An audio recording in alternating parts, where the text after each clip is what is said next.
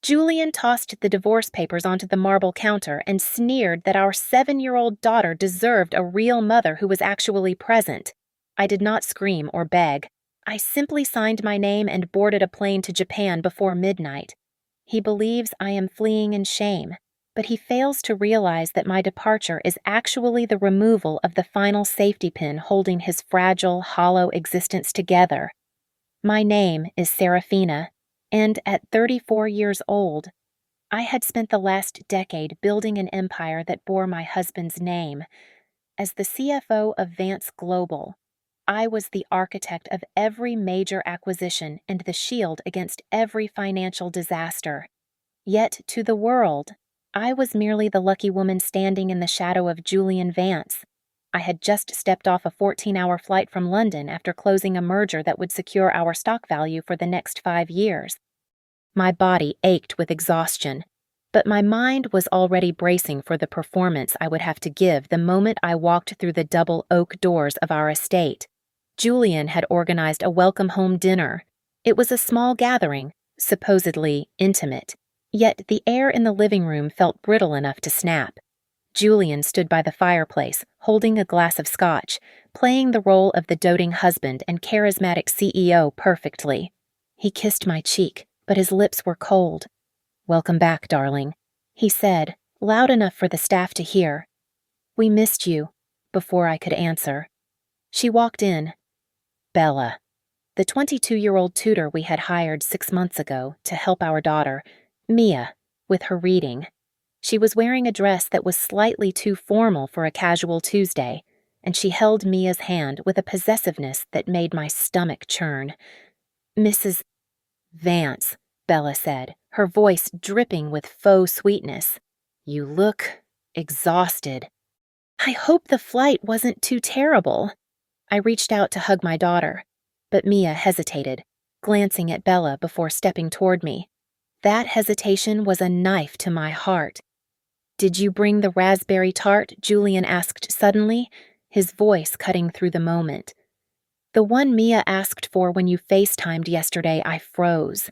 The merger talks had run into overtime. I had barely made the flight. Julian. The meeting went until 4 in the morning. I didn't have time to stop at a bakery. Julian let out a sharp, theatrical sigh. He looked at the housekeeper and then at the guests, shaking his head. "You promised her. Sarah, it is always work first with you, isn't it?"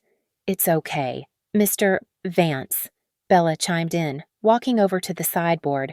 "I had a feeling." "So I stopped by the bakery this morning. I got the exact one Mia loves." She unveiled the tart. Mia's eyes lit up, and she ran to Bella, hugging her legs. Julian looked at me with a mixture of disappointment and triumph. I stood there, humiliated in my own home, holding a briefcase worth millions while the tutor held my daughter. "We need to talk," Julian muttered, gripping my elbow and steering me toward his study. The heavy door clicked shut, silencing the noise of the house. Julian walked to his desk and didn't bother offering me a seat. He tossed a manila envelope across the marble surface. "I can't do this anymore." "Sarah," he said, his voice dropping to a practiced register of sadness. "Look at you. You're a ghost in this house. Mia needs a mother. A real mother. Someone who is gentle. Someone who is actually here to wipe her tears. Not someone who buys her affection with trust funds." I stared at the papers. Divorce filings. Full custody. He was gaslighting me, twisting my hard work, the work that paid for his scotch, his suits, and this house into a moral failing. I looked up at him and saw the greed behind his eyes. He didn't want a mother for Mia. He wanted my shares. He wanted to replace me with a compliant trophy who wouldn't question his spending. I realized then that this wasn't a spur-of-the-moment decision. The tutor, the cake, the public shaming it was all a script. If I fought him now, he would drag this out in court for years, poisoning Mia against me every single day. I needed to cut the cord. I needed to let him think he had won, so I could destroy him from the outside. "You You want me to leave? I asked, my voice trembling intentionally. It is for the best, Julian said, pushing a pen toward me. Sign the papers. Go somewhere and find yourself. I picked up the pen. I will sign. But I want the apartment in Kyoto, the small one, and I want to leave tonight. I need space to think about what I have done wrong. Julian blinked, surprised by my surrender. A smirk tugged at the corner of his mouth. He thought I was broken. He thought he had crushed me. The Kyoto place. Fine. Whatever you want, he said, waving his hand dismissively as if granting a favor to a beggar. I signed the papers with a steady hand. I will pack a bag. Tell Mia. Tell her I love her. I think she knows who loves her, Julian replied, already reaching for his phone, likely to text Bella the good news. I walked out of the study without looking back.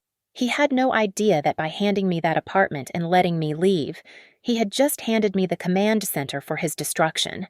I spent my final night in the house not packing clothes, but deconstructing my life. I moved through the master bedroom with the silence of a ghost, gathering the things that actually mattered. I did not care about the designer dresses or the jewelry Julian had bought me with money I had earned. Instead, I opened the hidden safe behind the vanity mirror. My hands were steady as I retrieved the physical RSA tokens for the corporate accounts, the master passwords for the server, and my personal seal required for all legal binding contracts in Japan. I slipped the heavy, cold metal of the seal into my coat pocket. To Julian, I was packing a suitcase of defeat. In reality, I was stripping the copper wiring out of the walls before the house burned down. Before I left, I went to Mia's room. She was sitting on her bed, her small legs dangling off the edge, looking confused and frightened. I knelt before her, taking her small hands in mine. I had to be strong. One tear from me would shatter her resolve, and she needed to be made of steel for what was coming. Mia, look at me, I whispered, my voice tight. Mommy has to go away for a little while. I have to go fix some things so we can have a better life. Is it because of Miss Bella? Mia asked, her voice trembling. She said you were tired of me. Anger flared in my chest, white hot and violent, but I shoved it down. That is a lie, I said fiercely. I love you more than anything in this world, but I need you to be brave. I need you to be a spy for me. Can you do that? Watch everything. Remember everything. I will come back for you. I promise. I kissed her forehead, inhaling the scent of her strawberry shampoo one last time, and walked out the door. I did not look back at Julian, who was already on the phone in the hallway, likely bragging to a friend. At the airport, I did not go to the commercial check-in. I went to the private lounge where Marcus, my personal attorney, was waiting. He looked at the single suitcase I was carrying and nodded grimly. I handed him a thick manila folder. This authorizes a full, independent forensic audit of Vance Global. I told him, do not file it until my plane leaves U.S. airspace. Once I am gone, I want every cent Julian spends to be tracked, flagged, and scrutinized. He will not know what hit him, Marcus replied, taking the file. Safe travels. Serafina. While I was 30,000 feet over the Pacific Ocean, the life I left behind began to mutate. I knew Julian's patterns better than he knew himself. The moment the door clicked shut behind me, Bella would have wasted no time. She likely moved her cheap suitcases into the master bedroom before my scent had even faded from the pillows. I could imagine her walking around the room, touching my perfumes, convincing herself that she was now the lady of the manor, transitioning from the meek tutor to the harridan she truly was. Julian, predictable as ever, threw a party. He invited his drinking buddies and the superficial socialites who only tolerated him because of my status. They drank my vintage wine and toasted to his newfound freedom, celebrating the departure of the boring, work-obsessed wife. He wanted to show off the wealth he believed he controlled. I landed at Kansai International Airport as the sun was rising over Osaka. The air here was crisp and clean, smelling of sea salt and freedom. I turned on my phone and opened the banking app I had designed myself. It was time. I navigated to the family trust settings and tapped the command for the safety lock. Instantly, every secondary credit card, every supplementary account linked to Julian and Bella, was frozen. Back in America, it was late evening. The party was in full swing. Julian was likely standing at the head of the table, offering a toast. He would have signaled the catering manager to settle the bill for the caviar and champagne, handing over his infinite black card with a careless flourish. I can visualize the moment the waiter returned, face flushed with embarrassment. "Mr. Vance," the waiter would say, keeping his voice low. "I am sorry, but—" The card was declined. "Don't be ridiculous," Julian would scoff, loud enough for the guests to hear. "Try it again." "It is a black card." But it would decline again, and again. Meanwhile, Bella was discovering that the smart home system was not just a collection of switches. The lights in the master bedroom were likely stuck on a harsh, bright setting because she did not know the voice codes. She would be stomping her foot, screaming at the walls. "Why won't this stupid thing turn off?" she would shriek, realizing that without me, the house was not a home, but a complex machine she had no idea how to operate. I walked out of the terminal in Japan, a small smile playing on my lips. The disaster had begun. Kyoto was a balm for my scorched soul.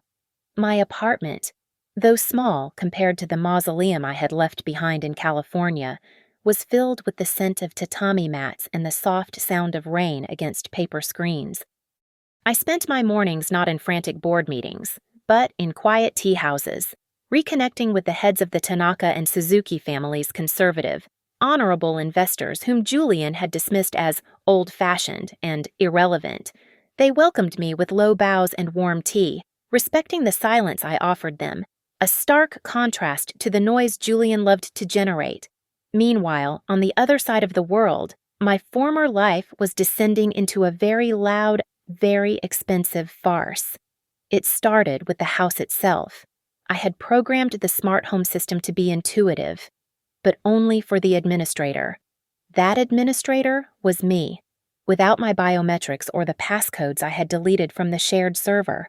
The house went into lockdown mode. The blinds refused to open. The thermostat locked itself at 60 degrees. I could almost hear Bella shrieking as she shivered in her silk robe, unable to turn on the heated floors because the system demanded a retina scan she did not possess. The chaos bled effortlessly from the home to the office. My phone, which I kept on silent, lit up with notifications from the server logs. Julian was being bombarded. The investors for the new downtown high-rise were calling, demanding explanations for the projected deficit in the quarterly report. Julian, who had never bothered to learn the difference between gross revenue and net profit, was floundering. He could not answer them because the detailed spreadsheets were on the encrypted drive sitting in my safe in Kyoto. Bella, realizing her credit cards were useless plastic, revealed her true nature with terrifying speed. She stopped pretending to care about Mia. Instead of helping my daughter with her homework, she dumped Mia on the housekeeper and raided the emergency cash stash Julian kept in his study. She spent thousands of dollars on shoes and handbags, desperate to maintain the illusion of status, all while Mia sat alone in her room. My heart broke when Mia video called me. Her face was pressed close to the screen, her eyes wide and fearful. I hit the record button immediately.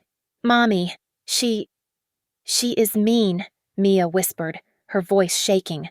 "She yelled at Mrs. Hudson because the coffee was cold. And she told me to go away because she was watching TV. She said, 'I am not your servant, you brat.' Mommy, I want you to come home." I gripped the phone, my knuckles turning white. "I know, baby. I know. You are so brave. I am recording everything. Just hold on a little longer. Can you do that for me? I will try." Mia sniffed, wiping her nose. The final blow for the week came when the flagship construction project ground to a halt. The city inspectors needed the authorization forms for the foundation pouring. Those forms required the signature of the chief financial officer, me. Without my signature, the cranes stopped moving and the union workers were sent home, costing the company $50,000 a day in penalties. Julian finally called me. It was 3 a.m, his time, but he sounded wide awake with panic. "Sarah, darling." His voice was too loud, too cheerful.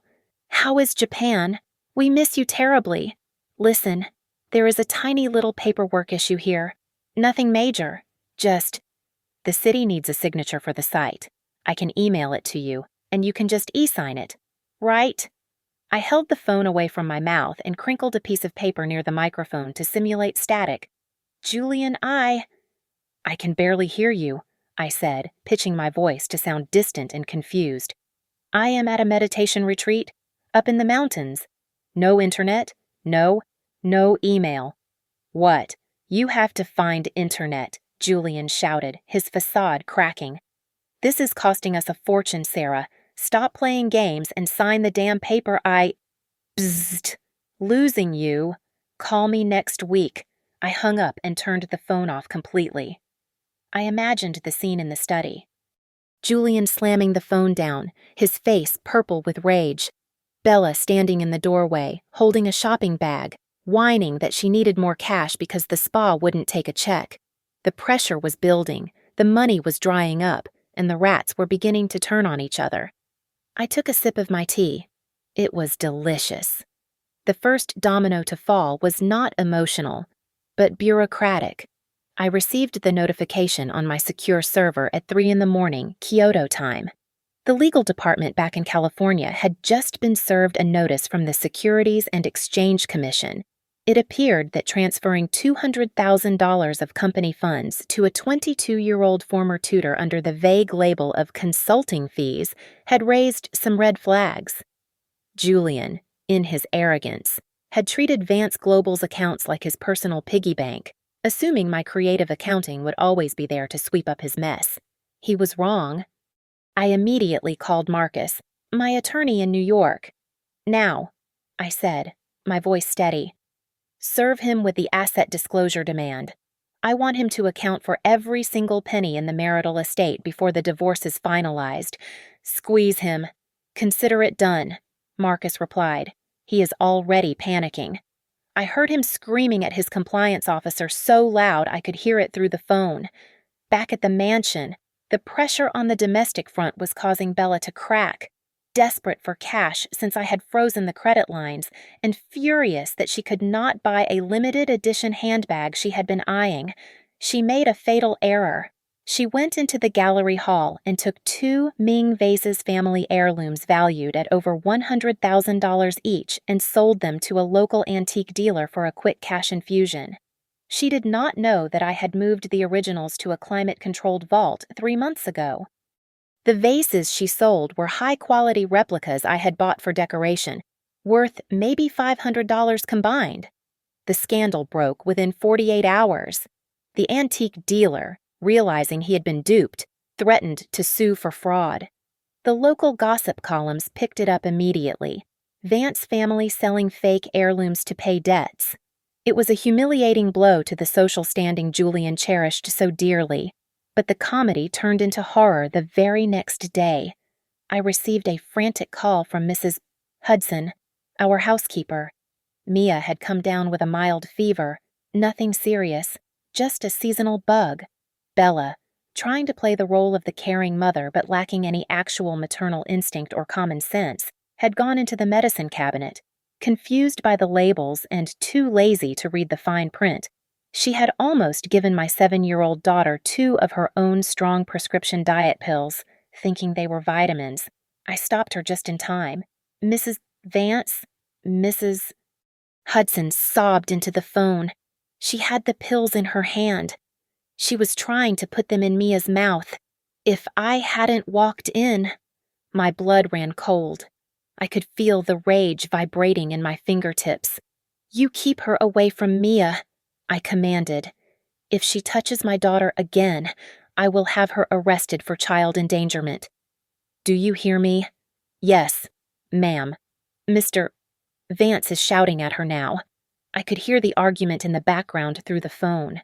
You tried to give her what Julian's voice was hysterical. Are you insane? Those are amphetamines. Bella. You could have stopped her heart, I didn't know. Bella shrieked back, her voice shrill and defensive. The bottles looked the same. Why are you yelling at me? I was trying to help. You are always blaming me for everything. You said you knew how to be a mother. Julian roared. A real mother doesn't poison her child because she can't read a label. While Julian was grappling with the realization that his new love interest was a liability, I pulled the rug out from under his professional life. I met with Mr. Itanaka in a private tea room in Gion. I showed him the SEC notice and the police report regarding the fraudulent antique sale. Mr. Tanaka, a man of uncompromising honor, did not hesitate. By the time Julian walked into his office the next morning, bleary-eyed and hungover, the fax was already on his desk. The Japanese consortium was canceling their $50 million contract effective immediately, citing a loss of faith in the current CEO's moral character and competence. News of the cancellation hit Wall Street instantly. I watched the ticker on my laptop screen as Vance Global stock began to freefall. It dropped 10% in the first hour, then 20%. By lunch, the stock had plummeted 40%. Margin calls were being triggered. Julian wasn't just facing a bad quarter. He was looking down the barrel of personal bankruptcy and a federal prison sentence. The disaster was no longer approaching. It had arrived, and it was absolute. While the chaos unfolded in California, I sat in the quiet solitude of my Kyoto apartment and initiated the second phase of my plan. I had hired a private investigator named Kenji, a man who specialized in digging up dirt that people thought was buried under 6 feet of concrete. I needed to know who Bella truly was. I knew she wasn't just a simple tutor with a penchant for expensive shoes. Her hunger was too desperate, her eyes too calculating. The encrypted email from Kenji arrived at 2 a.m. I opened the file, and the face of the perfect mother stared back at me from a mugshot taken 4 years ago in Nevada. Her name was not Bella. It was Tracy Miller. And she was not a graduate of a prestigious child psychology program as she had claimed. She was a high school dropout with a conviction for marriage fraud and grand larceny. She had spent 18 months in a state penitentiary for seducing a widowed dentist, draining his retirement accounts, and vanishing before the wedding. But the dossier revealed something even more interesting. Tracy was currently in deep trouble. She owed $150,000 to a loan shark syndicate in Las Vegas. They were not the kind of people who sent polite letters. They were the kind who broke fingers. Julian was not her lover. He was her lifeline. She had targeted him specifically to pay off a debt that was threatening to end her life. Back in the United States, the reality of who he had let into our home was crashing down on Julian. The loan sharks had grown tired of waiting. 2 men, thick-necked and wearing ill-fitting suits, walked right into the lobby of Vance Global. They did not have an appointment. They demanded to see Mr. Vance's fiancée. When security tried to stop them, they caused a scene loud enough to be recorded by half the staff on their phones. Julian came down from his office, thinking he could use his CEO title to intimidate them. Instead, he was handed a copy of a loan agreement. Bella or Tracy had forged his signature as a guarantor. She had used the title Mrs. Vance to secure a high-interest bridge loan, using his personal reputation as collateral. I can only imagine the conversation that followed at the mansion that evening. The report from my private security detail noted that the neighbors called the police due to the volume of the screaming match. Julian had finally looked at the woman he destroyed his family for and saw a parasite. My phone rang. It was Julian. I let it ring 4 times before answering. "What do you want?"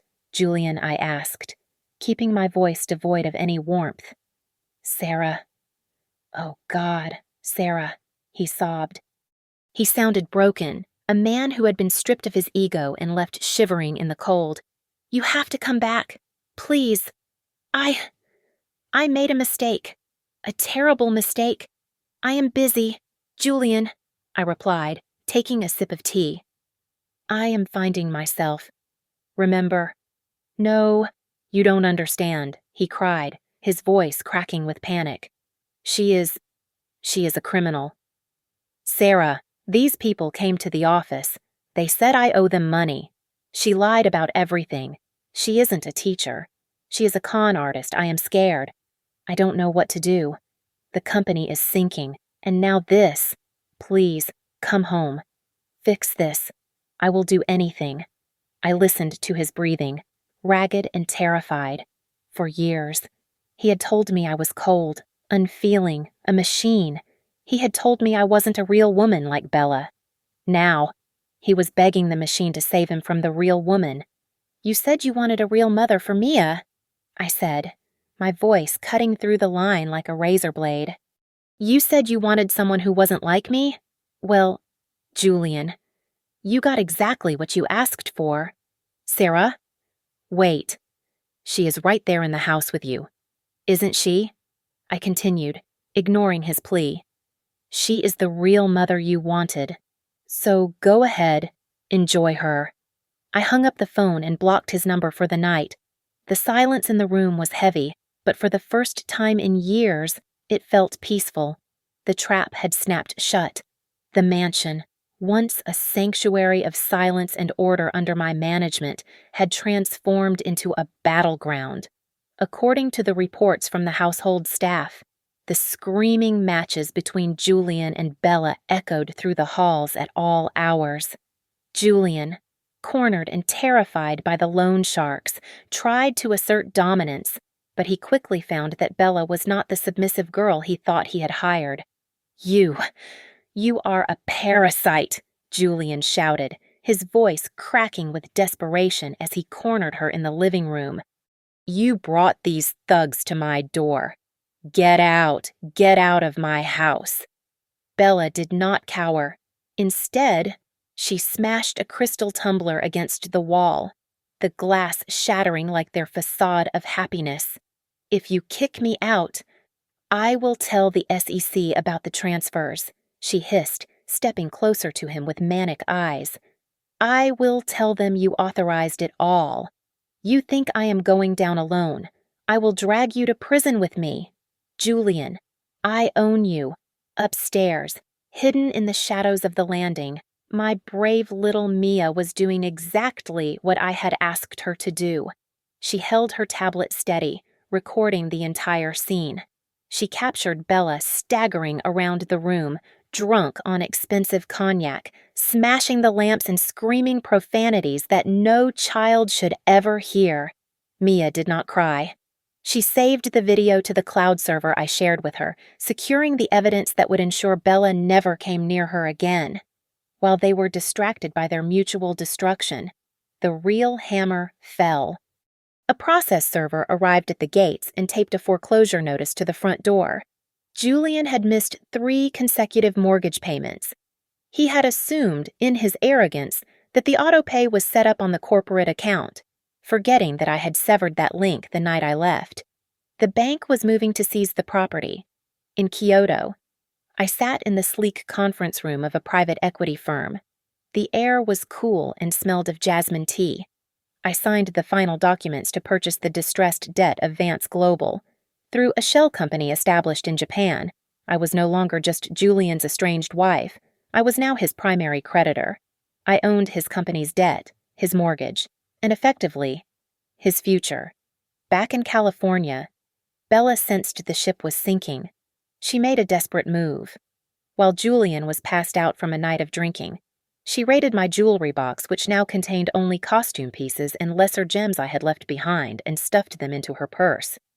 She called a cab and headed for LAX, intending to flee back to Nevada or perhaps Mexico.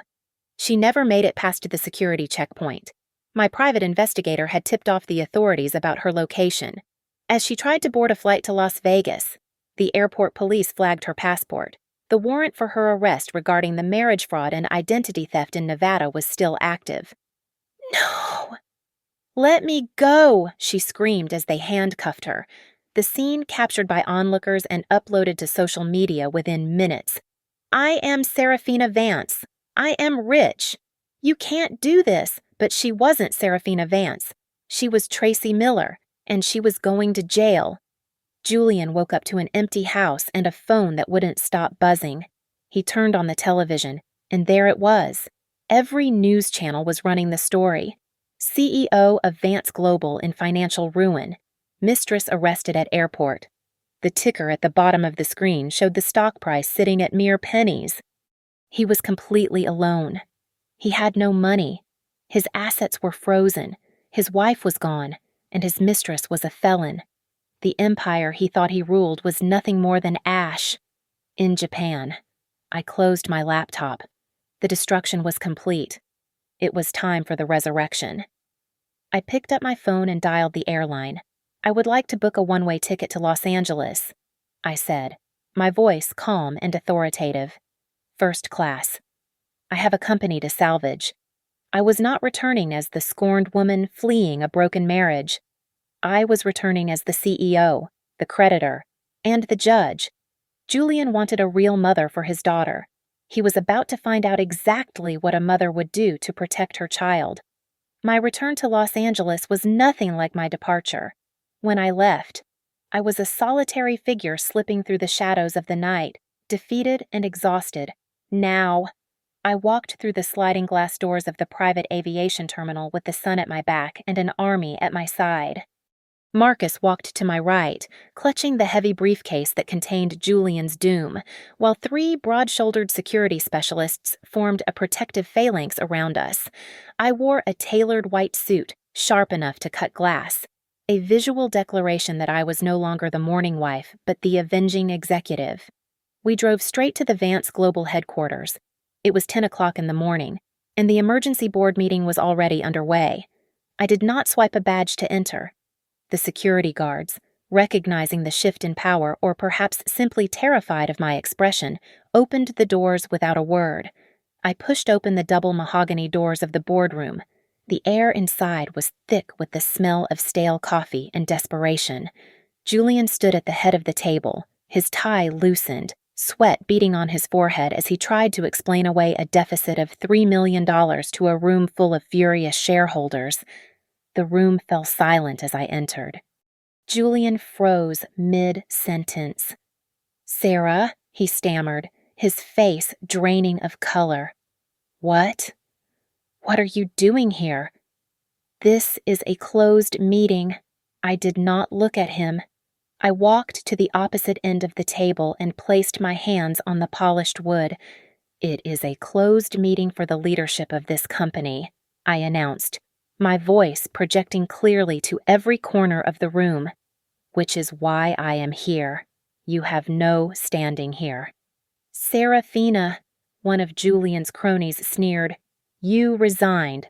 I took a leave of absence. I corrected him coldly. And during that time, I made some investments.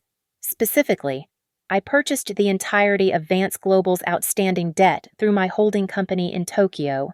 I am not just a shareholder. I am your primary creditor.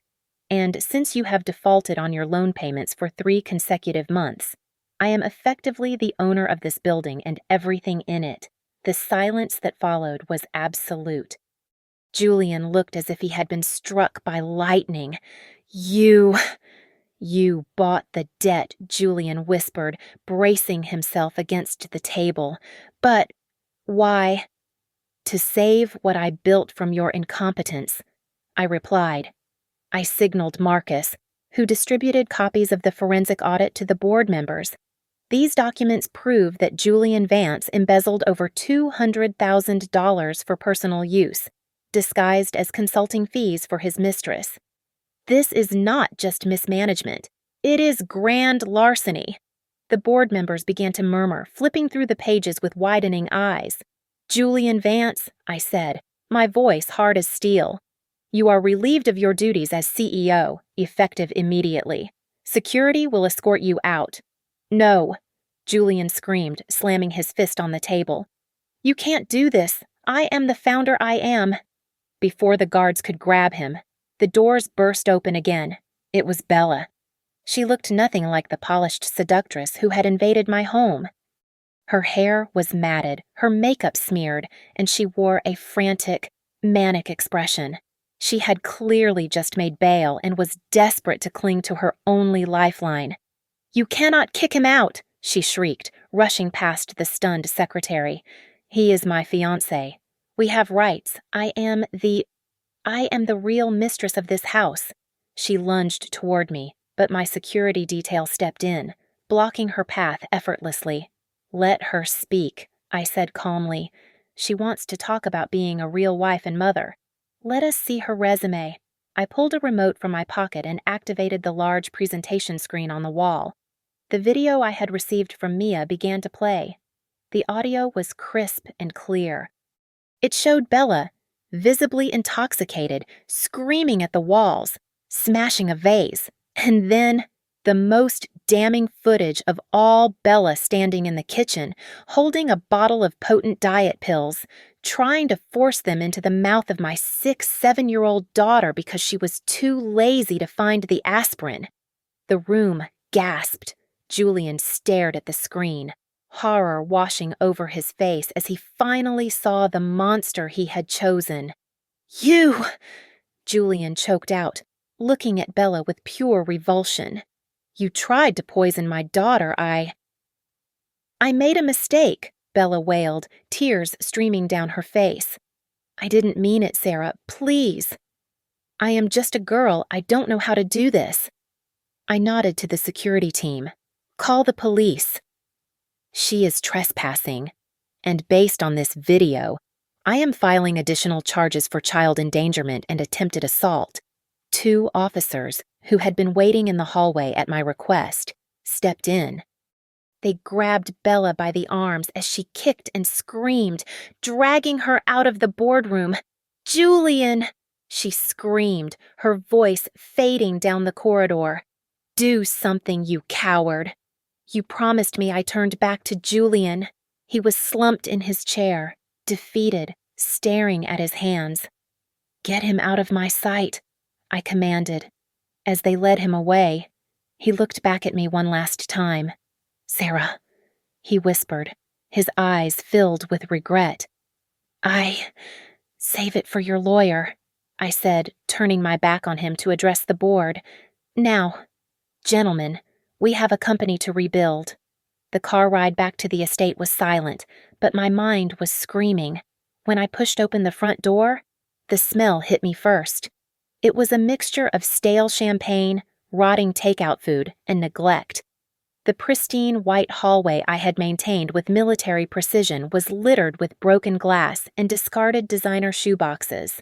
It looked like a war zone, but amidst the wreckage, my daughter was waiting. Mia stood at the top of the staircase, clutching her favorite teddy bear. She did not scream. She simply ran down the stairs and collided with me, burying her face in my coat. I held her tighter than I had ever held anything in my life, feeling her small heart beating against my chest. "I did it. Mommy," she whispered into my ear. "I was brave. I got the bad lady on tape." "You were perfect," I replied, kissing the top of her head. "Go to your room, sweetie. Put on your headphones. Mommy has to take out the trash." Mrs. Hudson whisked Mia away just as the front door creaked open behind me. Julian walked in. He looked like a man who had been chewed up and spat out by the universe. His suit was wrinkled, his tie was missing, and the arrogance that used to define his stride was gone, replaced by a pathetic shuffle. He saw me sitting in the high-backed velvet armchair in the center of the living room, the only piece of furniture that remained untouched by the chaos. "Sarah," he croaked, dropping his briefcase on the floor. "Thank God you are here. The police, the bank. It is all a nightmare. But we can fix this. We have to fix this. For Mia, she needs her father. She needs a stable home." I looked at him, and for the first time in 10 years, I felt absolutely nothing. No anger, no love, just a cold, clinical pity. I swirled the glass of water in my hand. "Sit down, Julian," I commanded. He collapsed onto the sofa opposite me, burying his face in his hands. I was a fool. I know that. But Bella, she manipulated me. She tricked me. You know I love you, Sarah. We can start over. I will fire everyone. I will do whatever you say. Stop lying, I said, my voice sharp enough to cut the air. You do not love me. You never did. And you certainly do not care about Mia. You said she needed a real mother. But that was never about her. You wanted a wife who was dumb enough to ignore your affairs and weak enough to let you play king. You wanted a puppet? Julian? And when you realized Bella was pulling the strings instead of you came crawling back to the bank. That is not true, he protested, though his eyes darted away from mine. I am a good father. I reached into my bag and pulled out a single sheet of paper. I slid it across the coffee table toward him. This is a document granting me full sole physical and legal custody of Mia. I stated, if you sign this and agree to leave Los Angeles by midnight tonight, I will tell the board that the embezzlement was an accounting error. I will cover the debt personally, and you will stay out of prison. Julian stared at the paper. You want to take my daughter. You can't do that. No judge will allow it. Do you want to bet on that? I asked, pulling out a second document. Because my auditors found something else this morning. You didn't just steal from the company. You forged my signature to take out a second mortgage on the trust fund property my father left to Mia. You stole from your own 7-year-old daughter to buy your mistress a car. Julian turned pale. His mouth opened and closed like a fish out of water. He knew I had him. That was a felony that would put him away for 10 years, and in prison. Child thieves were not treated kindly. If I sign, he stammered, his voice trembling. If I sign, will you pay off the loan sharks? The ones looking for Bella, I do not care about Bella, I replied coldly. She is in jail. She can deal with her own debts. This is about you saving your own skin. Sign the paper, Julian. Or I call the district attorney right now. He looked at the pen. He looked at the stairs where his daughter was sleeping. Then, with the cowardice that had always been his defining trait, he picked up the pen. He didn't even ask to say goodbye to her. He signed his rights away to save himself from the consequences of his own greed. Done, he whispered, pushing the paper back. Now, about the money. The money is handled, I said, standing up and towering over him. Now get out. You have 1 hour to pack a bag. If you are still on my property at 11 o'clock, I will have security throw you onto the street. Sarah, please. Get out, I shouted, the force of my voice making him flinch. He scrambled to his feet and ran toward the door, not looking back once. He fled into the night, leaving his wife, his child, and his mistress behind, proving once and for all that the only person Julian Vance ever loved was himself. I locked the door behind him and turned the deadbolt. Finally, the house was clean. The aftermath of a hurricane is often described as a time of silence, but for me, it was a symphony of restoration. The first thing I did was reassemble the foundation of Vance Global that Julian had tried to dismantle. I sat in my office, which finally smelled of lemon polish instead of Julian's cigars, and made calls to the employees he had fired. I brought back the VP of Operations who had questioned the budget, the marketing director who refused to lie to the press, and the executive assistant who had been let go for not being pretty enough. When they walked back through the doors, there was no applause, just a collective sigh of relief. We are back to work, I told them during the morning briefing. No more smoke and mirrors, just numbers. Under my leadership, the stock price did not just stabilize, it began a slow, steady climb. The market respected honesty, or perhaps they just respected the fact that the person in charge actually read the financial reports. While I was rebuilding, the architects of my misery were facing their reckoning. The legal system moved with a swiftness that surprised even me. Bella, or rather Tracy Miller, stood before a judge who had no patience for tears. She was sentenced to 6 years in federal prison for identity theft, fraud, and the outstanding warrants from Nevada. I did not go to the sentencing, but I read the transcript. She had tried to blame Julian for everything, screaming that she was a victim, but the video of her trying to force-feed diet pills to a 7-year-old child had sealed her fate. Julian was not in prison, but he was in a hell of his own making. He was living in a cheap motel on the outskirts of the city, hiding from the creditors I had not bought out and the social circle that now shunned him. He was drowning in personal debt, and his reputation was so toxic that he could not even get a loan for a used car. My priority, however, was Mia. I took her to Dr. Evans, a renowned child psychologist, fearing that the trauma of the past few months had left deep scars. I sat in the waiting room, wringing my hands, terrified that I had failed her. But when Dr. Evans came out, she was smiling. "Your daughter is incredibly resilient, Serafina," she said softly. "She told me that her mom is a superhero who came back to save her. She knew you were fighting for her. That knowledge protected her." I went home that night and found a stack of letters on the hall table. They were from Julian's mother and sisters, the same people who had whispered that I was too cold and that Julian deserved someone warmer. Now, they were writing to apologize, claiming they had been deceived, asking if we could put the past behind us and maybe borrow some money. I did not open a single envelope. I walked to the fireplace, struck a match, and watched their desperate words turn into ash. "Burn," I whispered to the flames. "It all burns." 2 weeks later, I sold the mansion. I could not live in a house where my husband had played house with another woman. I sold it to a tech billionaire for $12 million and moved Mia and myself into a penthouse in the city center. It was a space filled with light, floor-to-ceiling windows and modern art. There were no dark corners for secrets to hide. On our first night in the new apartment, Mia and I sat on the balcony, eating pizza out of the box. She leaned her head on my shoulder.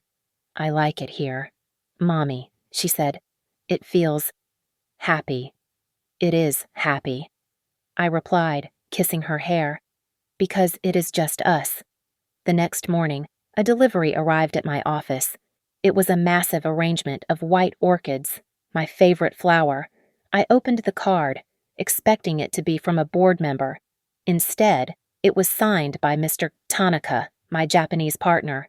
The note was handwritten in elegant script. "The storm clears the air. Serafina-san, we knew you would return. The temporary contract cancellation was necessary theater to help you teach a lesson. Welcome back." I laughed. A genuine, hearty laugh that startled my secretary. They had known. They had played along. I wasn't just a survivor. I was part of a league of people who understood how the game was truly played. I walked to the window and looked out at the city. The disaster was over. Now, the rain began. It has been exactly 365 days since the storm cleared. To mark the occasion, and to celebrate the most important person in my life, I rented out the rooftop garden of the city's finest hotel for Mia's 8th birthday. The sun was setting, painting the sky in hues of gold and violet, matching the sash on Mia's dress. She was laughing, surrounded by friends who actually liked her, not the children of potential business partners I used to force her to socialize with. But every story has its ghosts, and ours decided to make one final appearance. The music cut out abruptly when the elevator doors chimed. Julian stumbled out. He was unrecognizable. The bespoke Italian suits were gone, replaced by a stained, oversized jacket that looked like it had been pulled from a donation bin. His face was gaunt, unshaven, and his eyes swam with the hazy glaze of cheap whiskey. He did not look like a CEO. He looked like a ruin. "You," he slurred, pointing a shaking finger at me. You think you are so special, don't you?" Standing there like a queen. The guests fell silent. I signaled the security team to hold back for a moment. I wanted him to see us. I wanted him to see exactly what he had thrown away. "You stole my life!" Julian screamed, his voice cracking with a mixture of rage and self-pity. "You set me up. You are a cold, heartless witch who planned all of this just to destroy me." I stepped forward to address him, to tell him that he destroyed himself, but a small hand grabbed my arm. It was Mia.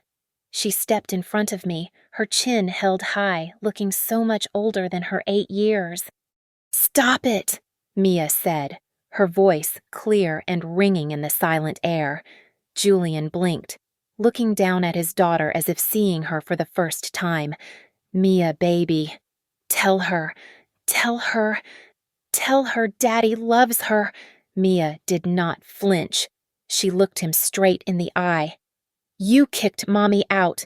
You told her to leave. You chose that lady. You are not a good dad.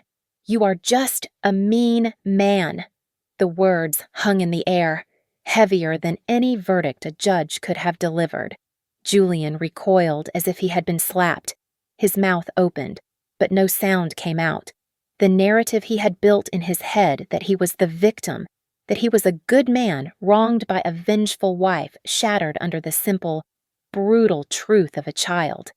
He looked at Mia, really looked at her, and saw only a stranger who knew exactly who he was. He slumped, the fight draining out of him instantly.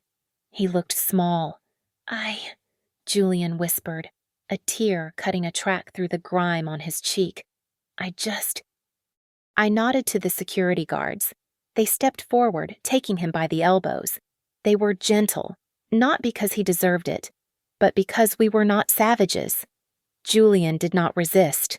He let them lead him back to the elevator, his head hanging low, a man who realized too late that the diamonds he sought were just glass, and the rock he threw away was the only thing that mattered.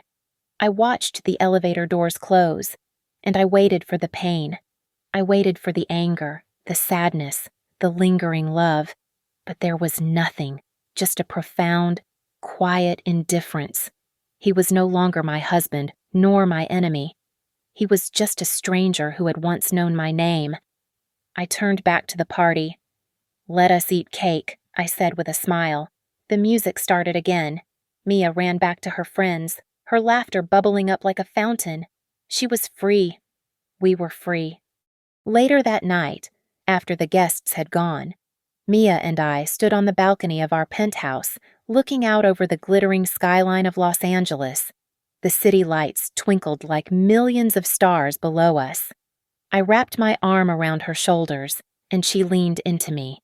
The disaster had followed us, yes, but we had weathered it. We had not just survived, we had evolved. "We are okay." "Right," Mommy Mia asked softly. "We are better than okay." "My love," I replied, looking at the horizon where a new day was waiting to break. "We are unbreakable." Thank you so much for listening to this story. Please leave a comment below telling me where you are listening from. I would love to connect with you and hear your thoughts. Don't forget to subscribe to the channel, Lily Revenge Stories, like the video, and hit the hype button to help this story reach more people.